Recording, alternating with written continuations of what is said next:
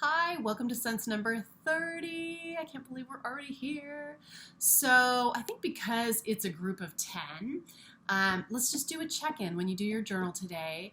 Just take some notes on whether or not you're noticing some differences, whether or not you're feeling a little more self-connected, a little bit more connected to the environment by all of the web streams, by all of the senses that are keeping us in balance with everything around us. Are you noticing any of that? And if you are, what are you noticing? Just take a few notes before we start on that, and also anything you want to journal about, and go ahead and do your 1 to 10 as well. So Sense 30 is about navigation, and the full title is Sense of Physical Space, Navigation Senses, including detailed awareness of land and seascapes, of the positions of the sun, moon, and stars. So that's the full deal. Navigation. I feel like this is a sense that we have cultural story about, right? That men are better at navigating than women. So I looked at that, and there is some research to show that the more testosterone you have, the better you are at navigating. Women, for instance, who took testosterone tended to see an increase in their spatial navigation skills. But there is another huge study that came out of wanting to look at dementia, because, right, one of the things with dementia is you forget where you are and that kind of thing.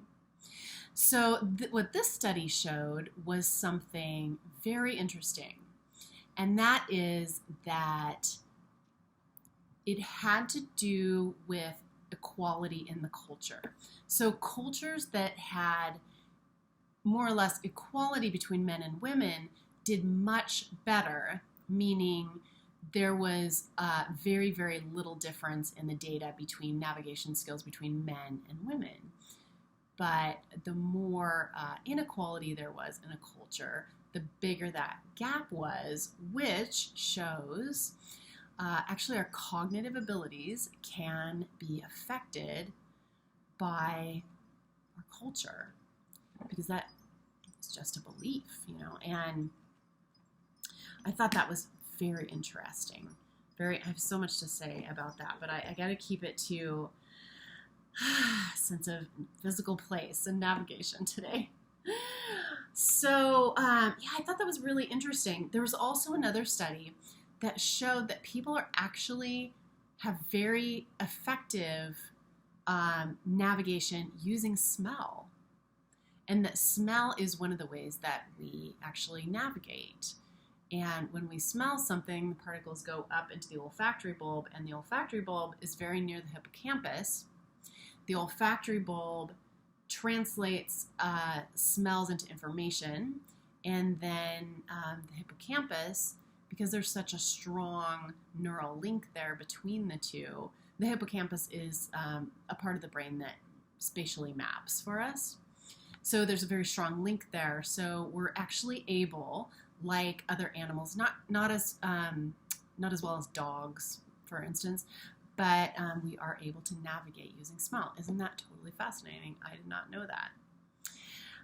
Also, of course, there's navigation by the stars. We know about that, and by the sun. I feel like for myself, I have pretty good ability to navigate. I feel like I'm usually aware of the the north, south, east, and west. And I used to, in Seattle, before I knew any of the streets, I would go to an appointment, for example, and then I would see if I could drive back without my GPS. And I really didn't know the area at all. And what I found was that I could. And it was a great way to learn the city, too. So I thought that was very interesting. It just feels like an instinct. So also, this is our exercise today. If you want to try it, if you have time to try it, or just kind of keep it stowed away if you want to do it for later. My friend Michelle Paisley Reed and I, one time, she came to visit, and we just decided we were going to take a drive and use only our intuition. So at every place where there was a stoplight or a dead end, we would intuitively say right or left. Two interesting things happened, and we didn't have an agenda for the drive. We just wanted to go somewhere cool, I think is what we said.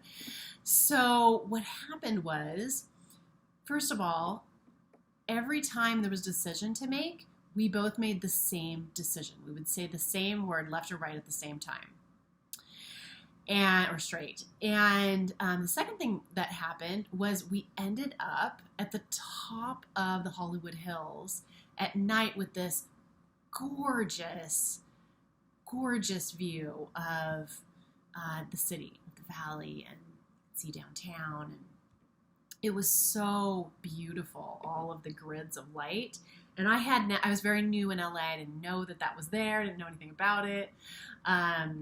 So that was really interesting too. We really found ourselves at the very top up there where you could have like the best view. And it was an amazing night. We were just really intrigued by that. So we had a lot of fun with it. So if you feel to do that and have time and just want to do a drive sometime with someone else or by yourself, and just intuitively, somewhere you don't know, intuitively choose, maybe make an intention for the beginning of the trip, somewhere cool, or maybe somewhere with water or something like that, and just see what happens. So yeah, just have some one-on-one time with your intuitive navigation senses and see what you find out. Okay, don't forget to do your journaling after this, even if you don't do that activity. If you could just maybe spend a little bit of time with either a plant or a tree and just ask for permission to be there. Just spend a little time, do a little earthing, and I promise your day will be better. So, okay, I'll see you tomorrow.